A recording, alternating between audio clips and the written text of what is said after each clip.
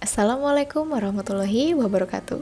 Halo anak-anakku semua, bertemu lagi dengan Bu Zahra di kelas IPA. Seperti yang sudah kalian lihat, judulnya adalah siklus air. Untuk itu, yuk kita belajar tentang siklus air. Bagi bumi, keberadaan air sangatlah penting, terutama bagi kehidupan manusia. Seperti digunakan untuk kebutuhan sehari-hari, untuk kegiatan pertanian, untuk kegiatan industri, dan pembangkit listrik. Tapi, apakah kalian pernah menyadari, meskipun air kita gunakan setiap hari, tapi jumlahnya tetap tersedia atau bahkan tidak habis? Mengapa bisa terjadi hal itu ya? Jumlah air yang tidak pernah habis ternyata diakibatkan oleh adanya siklus air.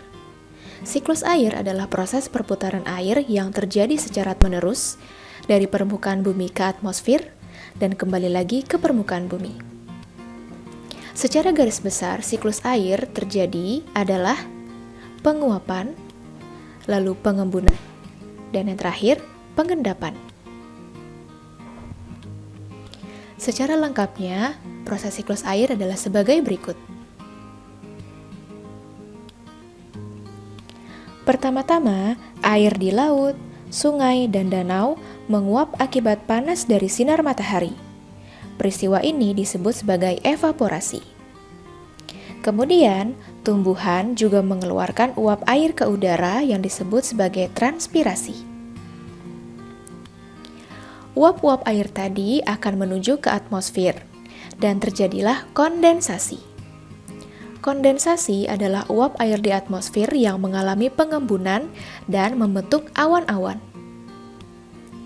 Lalu, awan-awan yang semakin tebal mengandung banyak titik-titik air dan akhirnya saling bergesekan.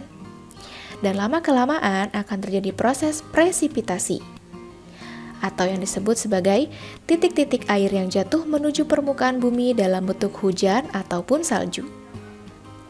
Lalu, air hujan tadi akan jatuh lagi ke dalam sungai, dan sebagian ada yang terserap ke dalam air tanah yang disebut sebagai infiltrasi. Lalu, air yang jatuh ke sungai dan berakhir di laut akan terjadi penguapan kembali, dan terjadi kondensasi lagi, dan terjadi presipitasi lagi. Dan akhirnya begitulah seterusnya sampai kita menyadari bahwa ternyata jumlah air di bumi tidaklah berkurang. Dan secara lengkapnya, jika kita buat menjadi bagan, adalah seperti ini. Pertama, prosesnya adalah evaporasi dan transpirasi, lalu berubah menjadi kondensasi, lalu presipitasi, lalu air kembali ke sungai, dan akhirnya kembali lagi ke laut. Dan dari proses siklus air yang sudah kita pelajari, dapat disimpulkan bahwa sebenarnya jumlah air di bumi secara keseluruhan cenderung tetap. Hanya saja wujud dan tempatnya yang berubah.